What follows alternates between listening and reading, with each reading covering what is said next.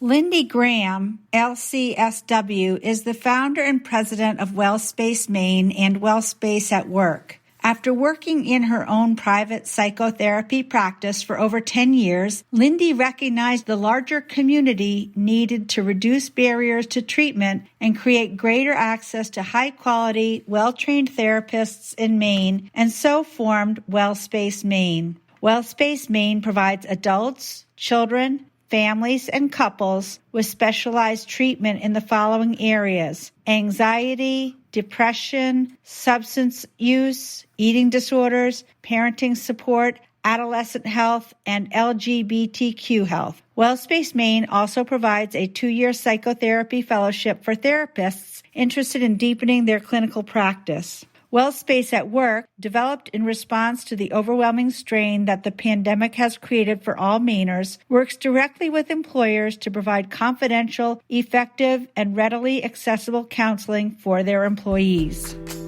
Welcome to the PR Maven Podcast, a podcast all about growing your network and building your brand through traditional and digital networking techniques. I'm Nancy Marshall, the PR Maven and CEO of Marshall Communications. I've been strengthening brands through PR for over 35 years, and now I'm celebrating the success of executives, influencers, business owners, and entrepreneurs from all around the world, all of whom have cultivated their brands and broadened their networks through traditional and digital networking methods. Each week, I interview one of these interesting and influential individuals and provide an opportunity for you, the PR Maven Nation, to gain insights from their strategies and stories. So stay tuned for this week's episode, and thanks for listening.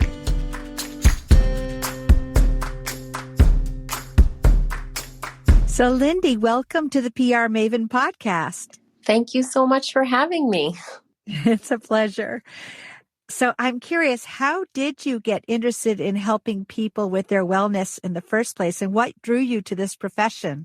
That's a great question. I think actually an experience I had in high school when I was in Germany. A group of us went to Germany for 3 weeks through this exchange program, and we were staying in a hostel in Berlin, and a bunch of the classmates went to a movie, and a handful of us decided to stay back. And one of the girls in the group was like, let's talk about how we actually feel about things and each other. And I was like, ooh, this is thrilling. The idea of talking, like dropping sort of some of the social, pressures of how you're supposed to act in high school sounded wonderful. It didn't actually go that well, but I knew that, I wanted to kind of have sort of more meaningful connections to people that were sort of based in authenticity and connection and being real. And I think that's what sort of led me to be interested in kind of helping people explore their sort of like inner thoughts and feelings in therapy. And then I also think the particular circumstance and how I grew up had an impact. So I grew up in this fishing town with a big influx of summer residents. And I was always really aware of kind of socioeconomic differences, like class differences. I had some relatives that had a lot of financial resources, but our family ourselves didn't necessarily. But then I had a whole other side of the family that had a lot of access, but not necessarily a lot of financial resources. And so I was always sort of interested in kind of people's like place in the world and like how they can sort of interact and how that impacts their belief systems and how much like opportunity existed and for whom. All of that really interested me. And I think that's what drew me to social work in particular, because it's really about person and environment. So I think the combination of those two things made therapy feel like a natural place for me to go. Well, I love that you have sort of your origin story. And I'm curious, does that girl from high school, have you stayed in touch with her? Have you ever told her the impact that event had on your life? I haven't actually. I've thought about it. I think my sister stays in touch with her. My sister still lives in that town. She's a high school teacher there. I think it would be really interesting to tell her that. Yeah, I think she would probably really be interested in that too, because I know when I was in high school, it feels so, I don't know, your place in the class or in the school community feels very defined in a way. And I feel like as I've gotten older, I feel like I can just be friends with whoever I want. Doesn't really matter who you are. If I like you, I want to be your friend. And I think that age for me has given me more freedom. Absolutely. I think that it's a really strange particular set of like social system beliefs that we have to like wade through, in high school that thankfully do not continue in actual adulthood, thankfully. I agree. I agree. High school is very hard, and I think junior high is even worse. Yeah. I think I was like 25 years old before I could think about middle school without crying. So, tell us about WellSpace at Work and why you started it. Sure. I think in order to talk about WellSpace at Work, you almost sort of have to sort of step back to the umbrella of our whole practice. So our whole practice, I personally worked in the mental health field in my own private practice for 12 years before starting to hire additional clinicians. We eventually sort of named ourselves what we are now, which is WellSpace Maine. And we're an outpatient private practice, and we take most insurances, and we do counseling and therapy for adults, families, couples, and children. We have a bunch of different therapists with different specializations. We have offices in Portland and Yarmouth. That's WellSpace Maine, our practice. And then WellSpace Work, we started in the pandemic, and that is because some of the same issues that we were seeing in the kind of individual experience of finding therapists, sort of the individual market, we were seeing those same problems for employers. And so we were sort of like, what is a possibility for creating greater access for employees to find counseling? And so we started contracting directly with employers so that they could kind of create a more seamless process for their employees to connect with clinicians. Well, I think that the model is really great, and it was really in response to the pandemic that you started it, wasn't it? Yeah, it was. I think that we saw some of these access issues before. So the way that it works to find a therapist is you either, get a recommendation from someone, or you get a list of names from your PCP, or you search the online like Psychology Today search engine and find a therapist and call. You have to call a bunch of people. Often people don't call back. Often people are full. That has been like exponentially true because of the pandemic, because so many people are struggling right now. And so for people who are already overwhelmed, it's just, not the easiest process to navigate. And so the idea of WellSpace at Work is almost like, the employer themselves has like a practice kind of down the road where they can say, oh yeah, go to see these people. These people will help you. And so because with the very first contract we had was with Allagash Brewing Company, and they were just really aware ahead of time that we sort of would have this coming mental health crisis. And so in the early summer of 2020, just a handful of months into the pandemic, they were interested in sort of creating something with us, and we worked together to kind of come up with the structure of the first initial program that we named then WellSpace at Work. And now we do do these employer contracts with other companies as well. Is this a unique model, or is it something that you created in your mind? Well, I've since learned that it exists in other places, but I feel, in bigger, to a greater scale, I think what's unique about our WellSpace at Work is that we are really focused on Mainers and improving the lives of Maine employers and employees. So, and additionally, some of this model does exist elsewhere, but a lot of those have almost exclusively kind of telemedicine appointments.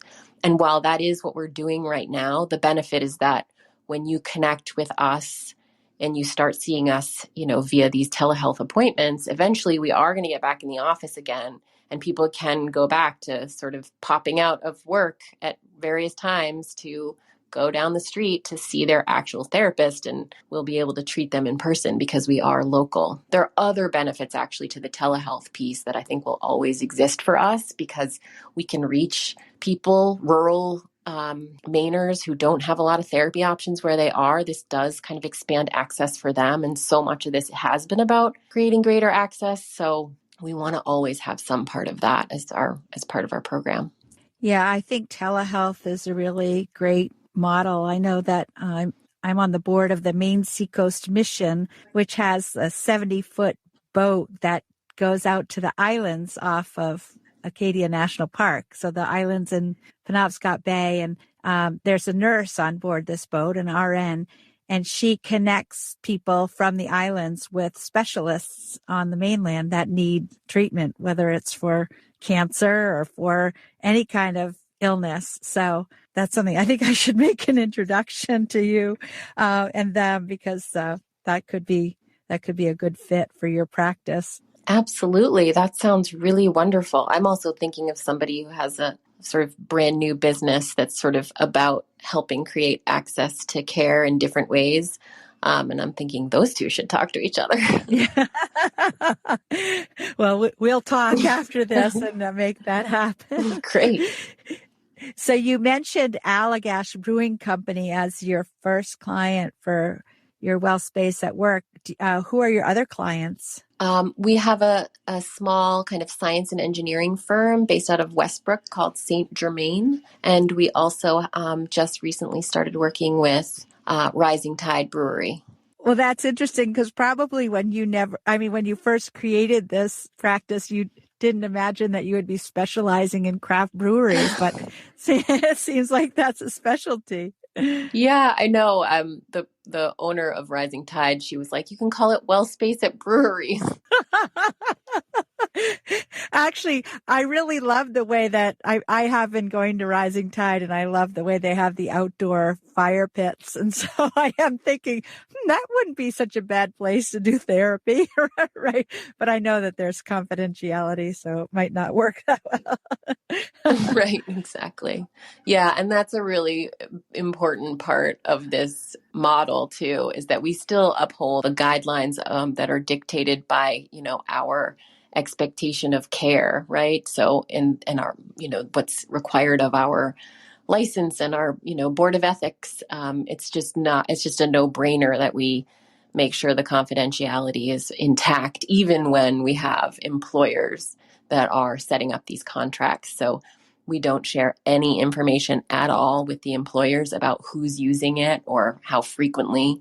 Any metrics that we give to the employers is really, we ensure that it's completely de-identified. So there's no chance of any personal health information being shared. And that is a really important piece because I think, employers are, and I think this is part of why our first clients are breweries, right? Because people are, breweries are pretty progressive in terms of thinking about how to care for their employees and how to create just like a better, easier kind of experience in general in life. I mean, Allagash has something called a gear closet, which is unbelievable. I wish that I'm going to have to create one for our staff, I think.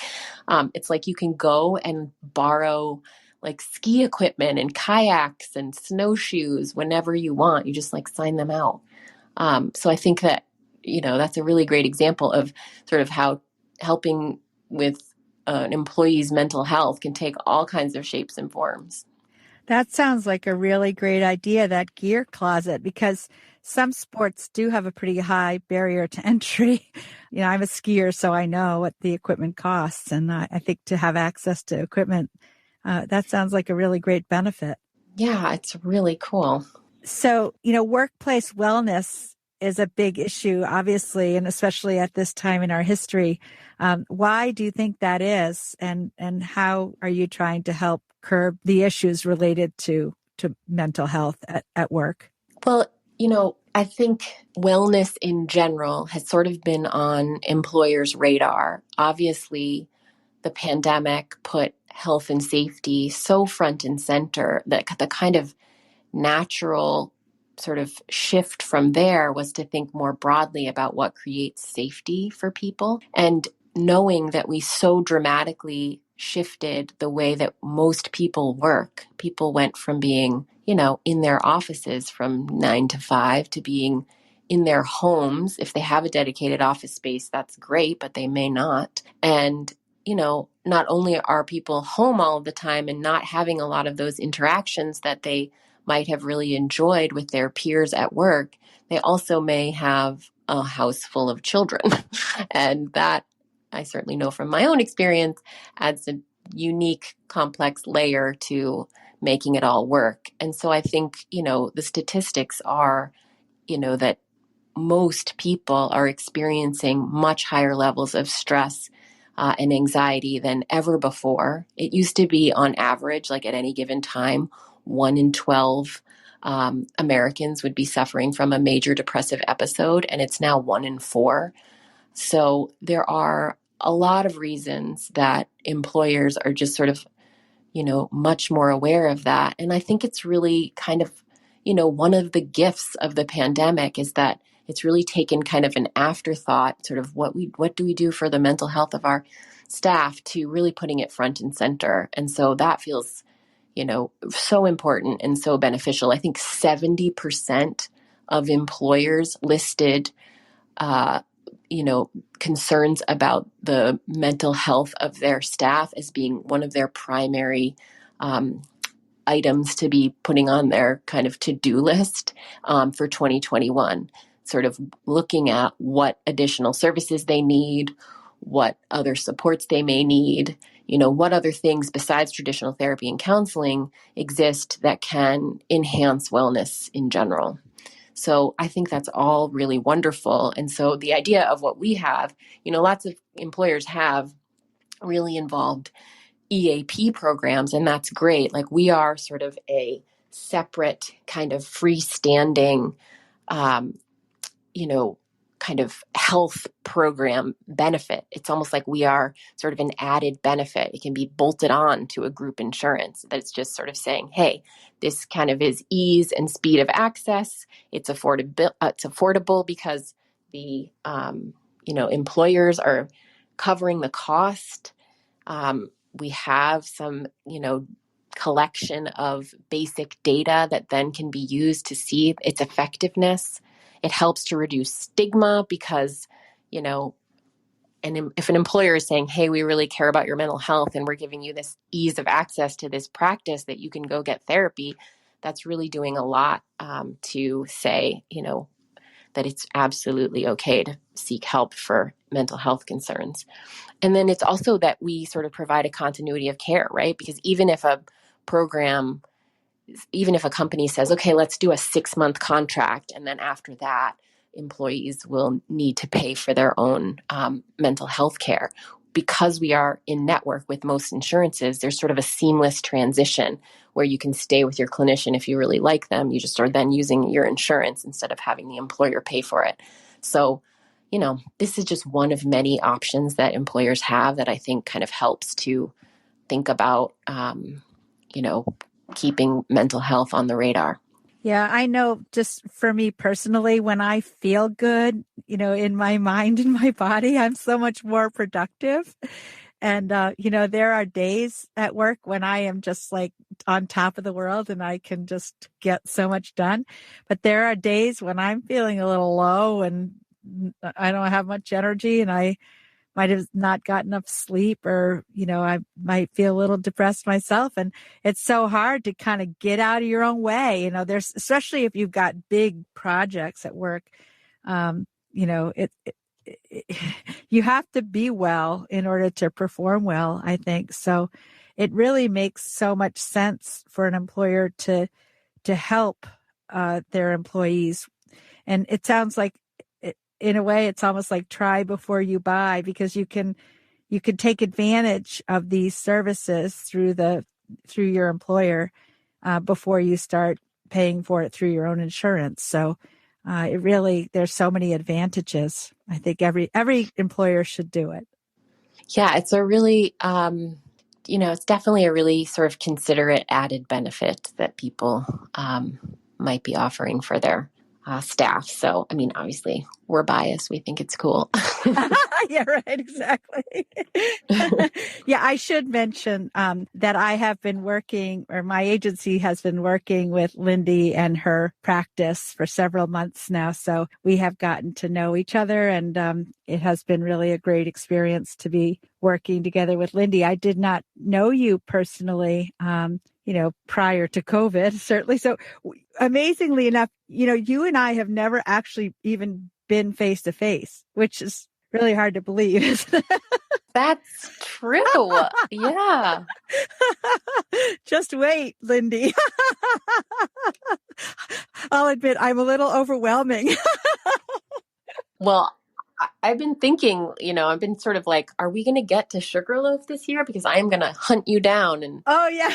wave my ski poles like a maniac when I see you. Yeah, we can ride on the super quad on opposite ends of the lift and talk the whole way up. To be honest, I love skiing, but I love riding the chairlift too and meeting new people.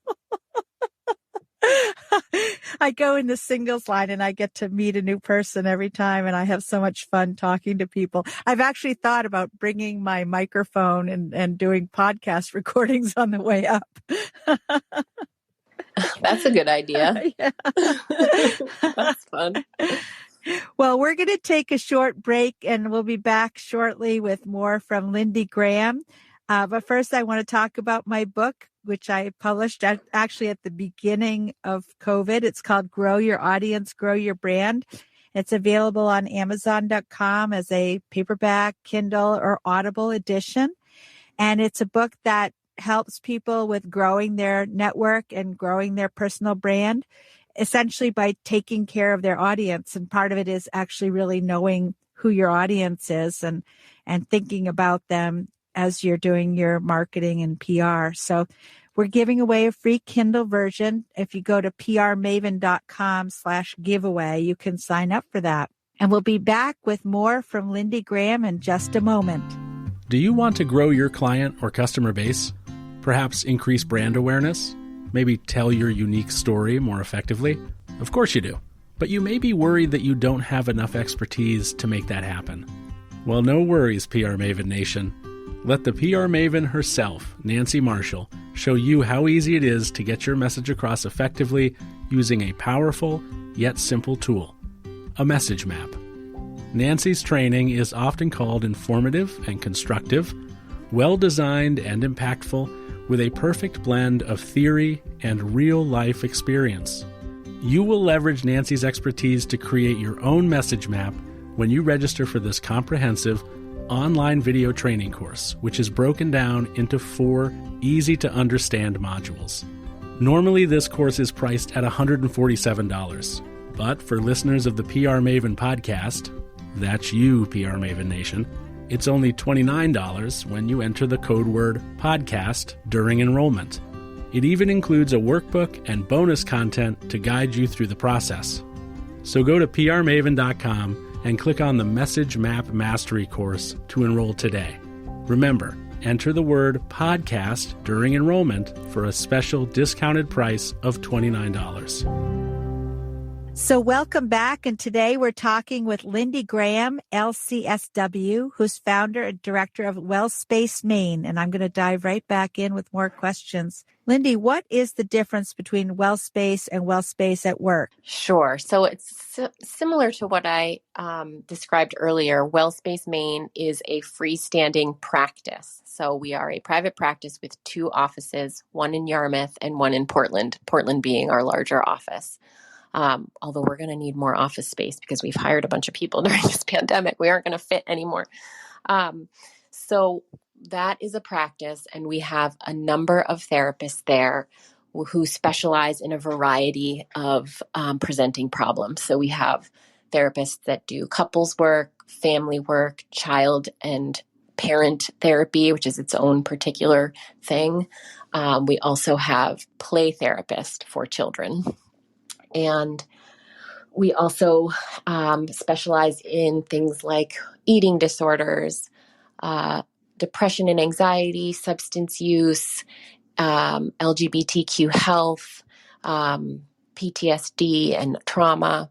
So we were really specific in our hiring to make sure that we weren't just specializing in one thing. Certainly, there's a great benefit to practices that have a narrow specialization. We just decided that we wanted to be kind of one place where people could go for a variety of presenting issues. And that actually helps with the employer side in terms of WellSpace at Work. But I'll still sort of clarify a little bit more of what the WellSpace practice is. So individuals can reach out to us and, express interest in therapy. We then speak with them about what their needs are and then pair them up with who we think is going to be the best fit. So that's how the process works on the individual side. And then WellSpace at Work is still under the umbrella of WellSpace Maine, but it's specifically working directly with employers to contract with them to provide them a path that's very fast for getting their employees into our practice. So it's really just eliminating that whole cumbersome process of tracking down a therapist and seeing if they have openings. We have a dedicated team that works with the employees, and we have a dedicated phone line and email for each individual contract that we have. So Allagash has their own phone number, Rising Tide has their own, and that way we kind of can really seamlessly put people with the WellSpace at Work clinicians. So the WellSpace at Work clinicians work in both capacities, both as, seeing the employees and also working in the WellSpace Maine practice. So WellSpace Maine serves also as a nice kind of, foundation for the therapy itself. And then additionally, WellSpace Maine has kind of like a third kind of arm. We sort of under the umbrella of WellSpace Maine is the practice, WellSpace at Work. And then the third thing is a therapy training program. So for clinicians who are graduated from their grad school program, they are already fully, an MSW or a clinical counselor. They still have to work for 2 years under the supervision of another clinician.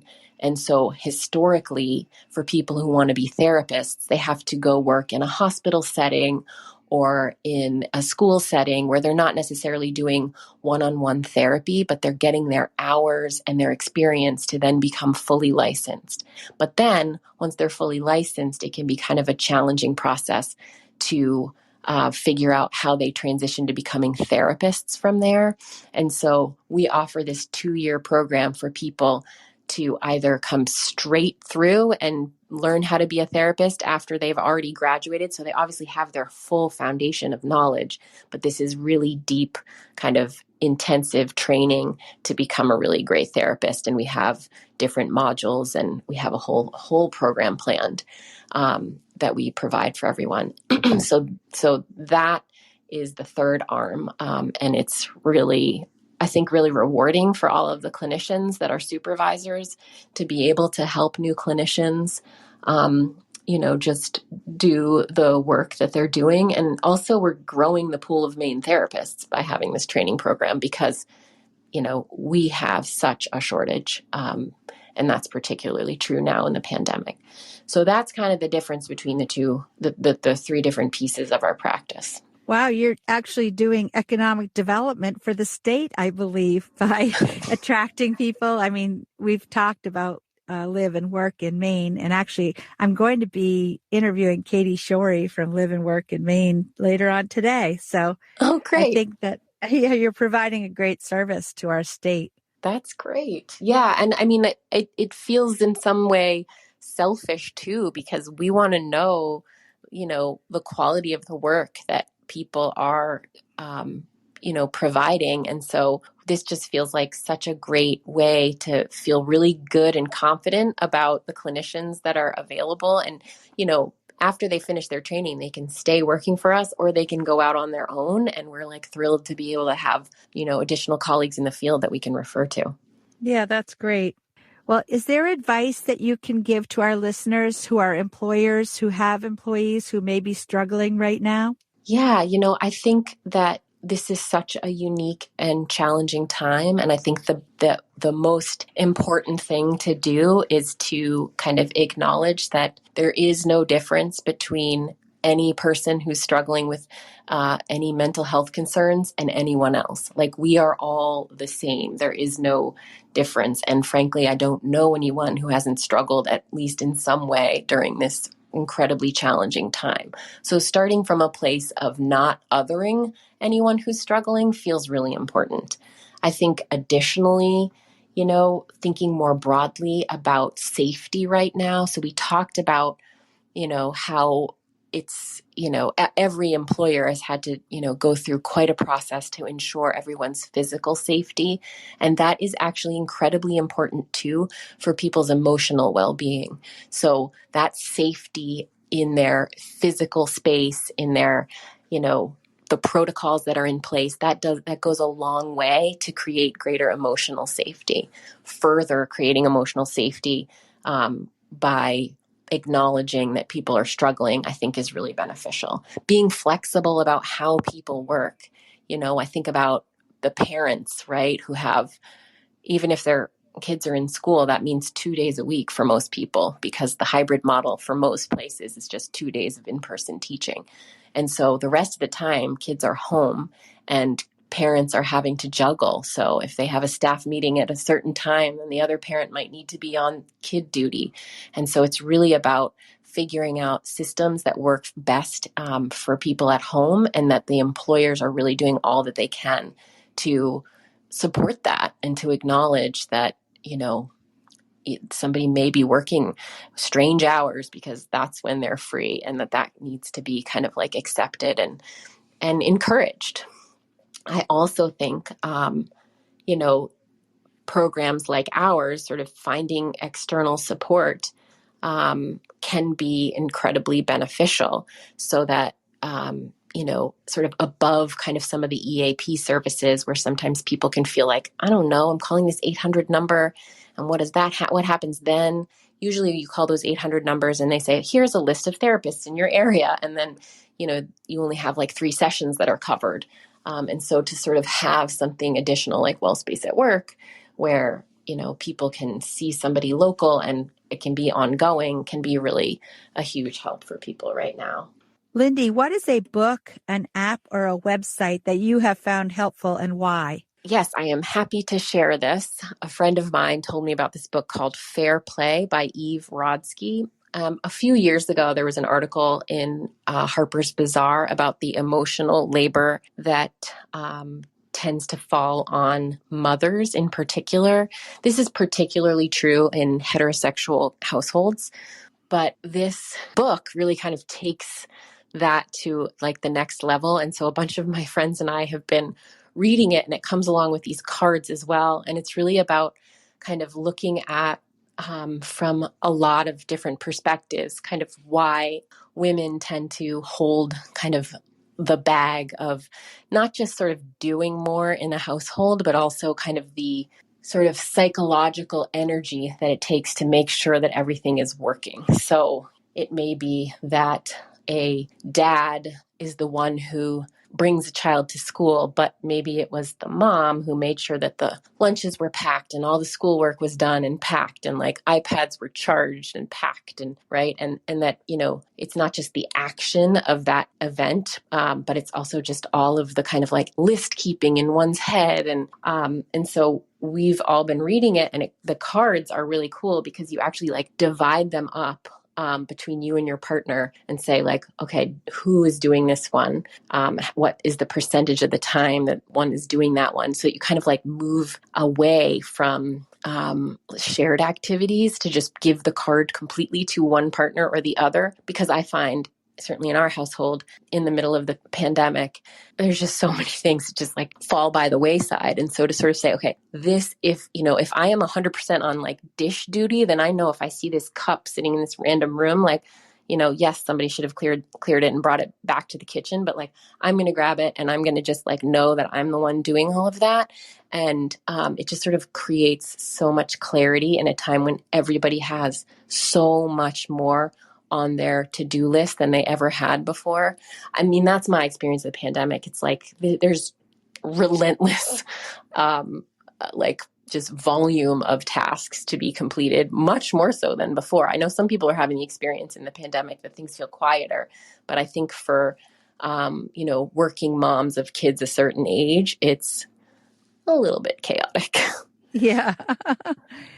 Yeah. And also your emotional well-being as a parent is really important too, because I'm sure your kids are sensitive. Like my kids were, they could tell, whether mom and dad were in a bad mood or a good mood, or whether they were getting along or whatever. So I think that a book like that would be really helpful. So I'm glad you suggested that. Fair Play by Eve. And is it Rodsky? Yeah, Rodsky. All right, cool. It's great. It's really great. I feel like I didn't, do it justice, but I really highly recommend it because it's also just like validating, I think, for people's experience of, the enormity of everything that they're trying to keep together at this particular time. And I, in particular, am working a lot. And so I bet my partner is holding far more of the cards than I am right now. Yes, you have been very ambitious during the pandemic. I know. So, Lindy, how can people get in touch with you if they want to follow up? I mean, I can be reached just on my email. We have a website. My email is lindy@WellSpace Maine, and our website is just wellspacemaine.com. You can find kind of bios of our clinicians on there. There's a separate page that kind of describes what we're doing with WellSpace at Work. We have online forms that you can fill out if you're interested in counseling. So you can also fill out those forms if you're interested in, as an employer, interested in the WellSpace at Work program. Also, we are hiring therapists, so people can reach out to us that way. That's great. Well, Lindy, this has been a really great conversation. I'm so glad that you were able to take the time in your busy day because I know you have a lot going on. And I enjoyed the conversation, and I'm sure everyone in PR Maven Nation is going to enjoy it too. Excellent. Well, thank you so much. I really had a nice time speaking with you, and I am so hopeful that we'll be able to meet in person sometime and ride that chairlift at Sugarloaf. Exactly. And then ski down to Bullwinkle's and have a cup of coffee. That sounds perfect. All right, Lindy. Well, I hope you have a great day, and I hope everybody in PR Maven Nation has a great day too. That's it for this week's episode. I'd like to thank you for listening, and if you feel that you've gotten value out of today's conversation, consider leaving a 5-star review on iTunes or whatever app you're using to tune in. If you haven't subscribed yet, you should do so. I release a new episode each week, and subscribing will make sure you get an alert when there's a new episode. You can also join the PR Maven Nation by going to prmaven.com/nation and clicking join. It's free, and it's a great community of like-minded individuals who are all looking to learn and grow from one another. If you have an Alexa-enabled device, be sure to add the PR Maven Marketing Minute to your daily flash briefing menu. Thanks again for listening, and have a great rest of your week, PR Maven Nation.